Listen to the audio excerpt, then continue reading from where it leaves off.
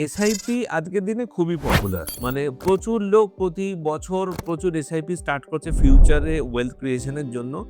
সেটা খুবই ভালো একটা জিনিস। কিন্তু সেই নিয়ে এসআইপি নিয়ে আমার কতকগুলো জিনিস আপনাদের সাথে ডিসকাশন করার আছে। এসআইপিতে মেন ইম্পর্টেন্ট পয়েন্ট হচ্ছে লং টার্মে আপনার ধরে রাখা।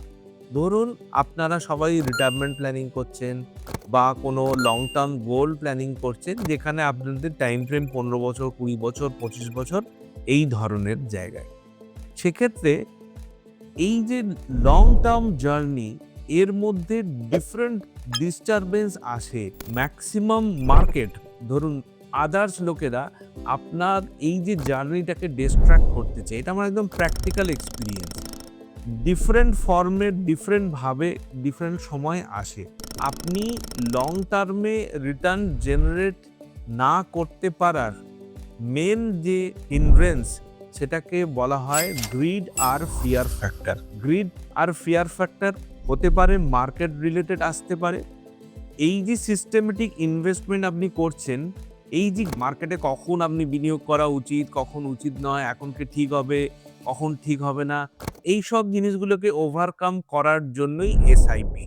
কারণ এটা একটা স্ট্যান্ডিং ইনস্ট্রাকশনের মাধ্যমে আপনার অটোমেটিক্যালি ব্যাংক অ্যাকাউন্ট থেকে ডেবিট হয়ে ইনভেস্টমেন্ট হতে থাকবে। প্রথম কথা, মিউচুয়াল ফান্ডে বা এসআইপিতে রিটার্ন জেনারেট করতে গেলে আপনার ফান্ড সিলেকশন খুব কারেক্ট হওয়া দরকার।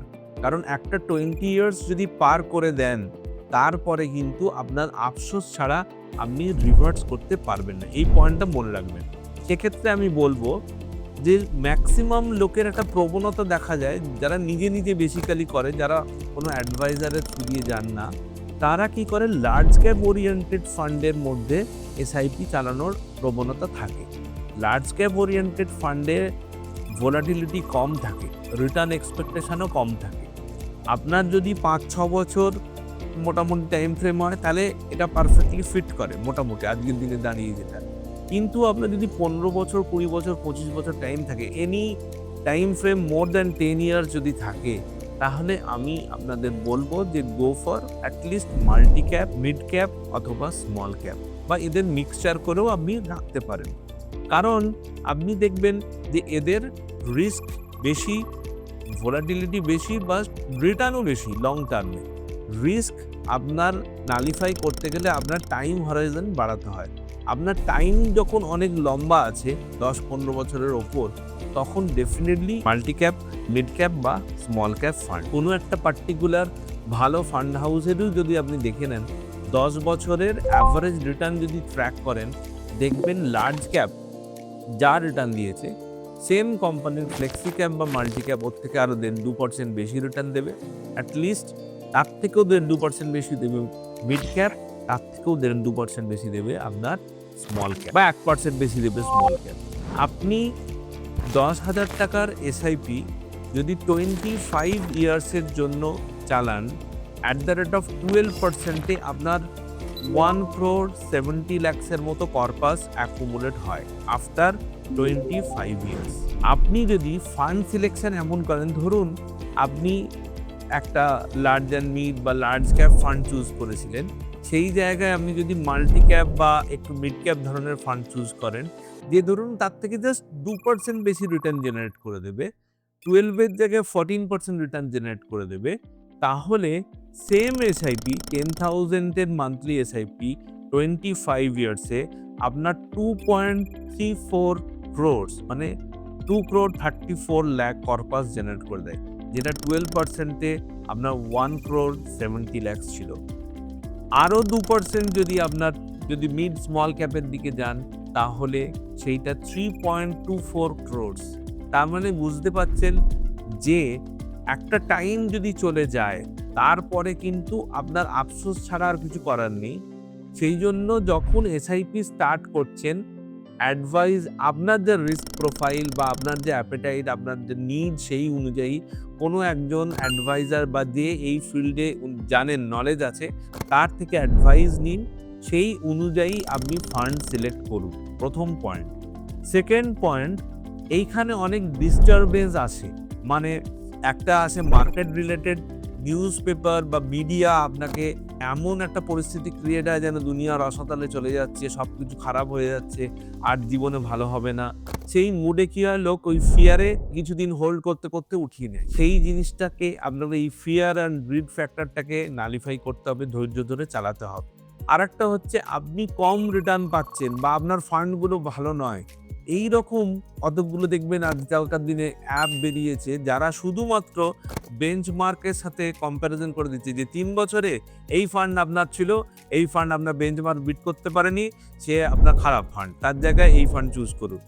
এই প্রলোভনে পা দেবেন না। কেন আগের এপিসোডে আপনাদের বলেছি একটা ফান্ড তার যে সে পিওর স্মল ক্যাপ কি পিওর মিড ক্যাপ সেটা কতটা, সেটা তার ফান্ডের পোর্টফোলিও দেখলে বোঝা যায়। তার যে কি স্ট্র্যাটেজি সেটা তার ফান্ড ম্যানেজারকে যে কতটা এক্সপিরিয়েন্স বা তার ট্র্যাক রেকর্ড থেকে বোঝা যায়।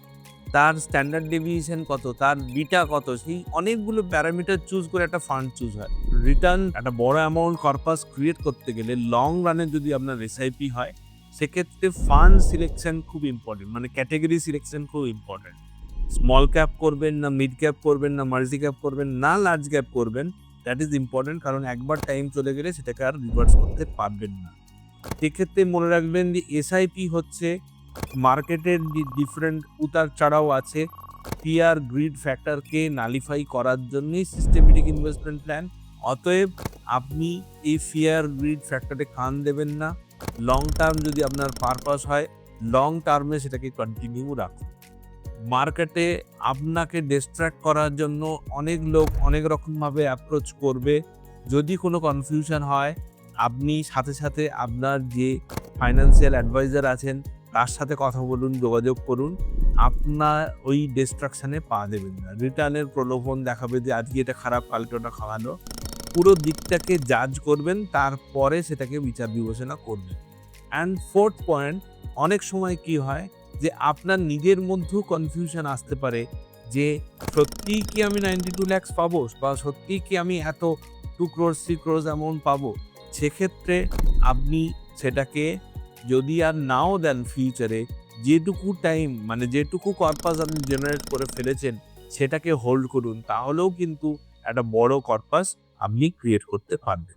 অনেক মোবাইল অ্যাপ বেরিয়েছে এখন যারা আপনাকে হঠাৎ করে এসে বলবে যে দেখুন এখানে আপলোড করুন, ৩ বছরে আপনার এই ফান্ড বেঞ্চমার্ককে বিট করতে পারেনি, এ খারাপ ফান্ড, এখান থেকে বেরিয়ে যান, এগুলো ভালো ফান্ড, এগুলো রেখে দিন, আবার এই ফান্ডে চুজ করুন।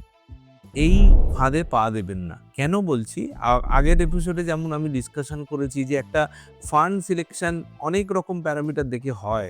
সেটা পিওর মিড ক্যাপ না পিওর মাল্টি ক্যাপ না পিওর স্মল ক্যাপ, তার মধ্যে কি ইনগ্রেডিয়েন্টস আছে, ফান্ড ম্যানেজার কে, তার কি কি স্ট্র্যাটেজি, যারা তাকে চেনেন সেই অনুযায়ী করতে পারে, তার বিটা কতটা, তার স্ট্যান্ডার্ড ডেভিয়েশন কতটা, তার শার্প রেশিও কতটা, অনেক কিছু মেজার করার পরে কিন্তু একটা ফান্ড সিলেকশন হয়।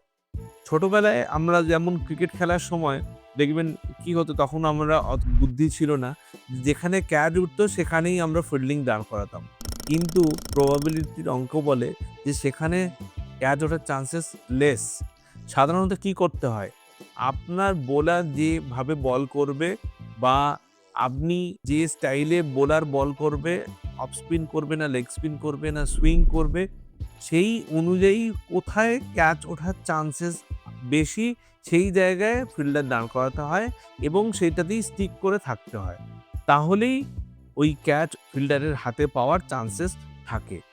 সিমিলারলি আমি যেটা বলতে চেয়েছি, আজকের থেকে ৩ বছর আগে কোনো একটা ফান্ড সিলেক্ট করে আপনি যখন চালু করেছেন তখন সেই ফান্ডটা অলমোস্ট বেস্ট ছিল, তবেই আপনি বা আপনার যিনি অ্যাডভাইস করেছেন তারা দুজনে মিলে এগ্রি করেছেন বলে তবে স্টার্ট করেছেন। আজকে সেই ফান্ডটা খারাপ হয়ে গেল, আবার দেখবেন কামিং ডেজে সেই ফান্ডটা ভালো হয়ে যেতে পারে। তাহলে কি আপনি শুধু এদিক থেকে ওদিক করতে চাইবেন? তাতে কিন্তু আপনার কনসিস্টেন্সি মানে আপনি এই যে পাওয়ার অফ কম্পাউন্ডিং কি বলে, লং টার্মে আপনি যদি ধরে রাখেন তবেই না হবে। সাধারণত দেখা যায় আপনার কনসিস্টেন্সি থাকে না। এটা হচ্ছে আপনি ধীরে ধীরে টাকাটা জমা করতে থাকুন, আপনি নিজে ইনভেস্টেড থাকুন এবং সেই এসআইপিটাকে চালিয়ে যান, তবেই গিয়ে কিন্তু আপনার এই বড় অ্যামাউন্টের কর্পাসটা ক্রিয়েট হবে। আর একটা জিনিস ইম্পর্টেন্ট, সেটা হচ্ছে কনফিউশন।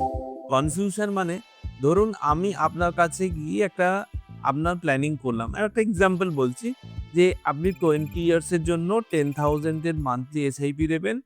আপনি 12% রিটার্ন হলেই খুশি। যদি 12% রিটার্ন হয় তাহলে আপনার 24 লাখ যে ইনভেস্টমেন্ট পারপাস সেটা 92 লাখ হবে। এটা আমি আপনাকে প্ল্যানিং করে দেখিয়ে দিয়ে আসলাম। সেই অনুযায়ী আপনি এসআইপি স্টার্টও করলেন। আফটার 10 ইয়ার্স আপনি 10 ইয়ার্স আপনার কাছে একটা ভেরি লং পিরিয়ড, মানে অলমোস্ট হাফওয়ে। আপনি দেখলেন যে আপনি 12 লাখ রুপিস ইনভেস্টমেন্টও করে ফেলেছেন, 12% রিটার্নও আছে, কিন্তু আপনার কর্পাস 92 লাখ তো অনেক দূরের জিনিস, 22 লাখ 22.40 লাখ। তখন সাধারণ লোকের মধ্যে একটা কনফিউশন ক্রিয়েট হয় যে এটা যদি আমি আরো 10 বছর চালাইও, আমাকে যিনি অ্যাডভাইস করেছিলেন 12% রিটার্ন, হ্যাঁ এটা 12% রিটার্ন এসছে, কিন্তু ক্যালকুলেশনে বোধহয় কোনো ভুল ছিল। এটা কত হবে? ম্যাক্সিমাম 44 এর জায়গায় 50, 60 এরকম হবে। কিন্তু এই সময় আমি বলবো এটাই হচ্ছে পাওয়ার অফ কম্পাউন্ডিং। আপনি যদি কন্টিনিউয়াস চালান তাহলে আপনার 92 লাখসই হবে। কিন্তু তাও যদি আপনার কনফিউশন মনে হয়, কারণ সব সময় তো আর আমি আপনার কাছে পৌঁছতে পারবো না, সেই সময়েও আপনি ফিউচার ইনভেস্টমেন্ট আর দেবেন না। এই 22,40,000 কেও যদি আপনি রেখে দেন তাহলেও কিন্তু 10 বছর বাদে অ্যাট দ্য রেট অফ 12% এটা কিন্তু আপনার 70 লাখসে পৌঁছে যাবে। তার মানে মেইন কথা যেটা বলতে চাইছি, ইনিশিয়ালি যে ইনভেস্টমেন্ট যেটা এসআইপির মাধ্যমে ধীরে ধীরে জমা করলেন, 5 ইয়ার্স হোক 10 ইয়ার্স হোক, সেটা কিন্তু আপনার একটা সিড ক্যাপিটাল, সেইটাকে ভাঙবেন না। ম্যাক্সিমাম লোক করে তার উল্টো, সেটাকে ভেঙে ফেলে, কারণ লাইফ সাইকেলে ডিফারেন্ট সময় ডিফারেন্ট নিড আসতে থাকে। তখন মনে দূর এটা অত দূর আপনার হবে না, অত অ্যামাউন্ট পারপাস হবে না, তার চেয়ে আমি এই টাকাটা দিয়ে আজকে এই কাজটা করে ফেলি। কিন্তু মনে রাখবেন এই ফাইন্যান্সিয়াল ডিসিপ্লিন আপনাদের জন্য খুব ইম্পর্ট্যান্ট। না হলে কিন্তু ফিউচারে যখন আপনার ইনকাম থাকবে না, তখন কিন্তু এই জমানো টাকা থাকলে তবেই কিন্তু আপনি সেই সময় লাইফটাকে স্মুথলি কাটাতে পারবেন, আদারওয়াইজ কিন্তু পারবেন না।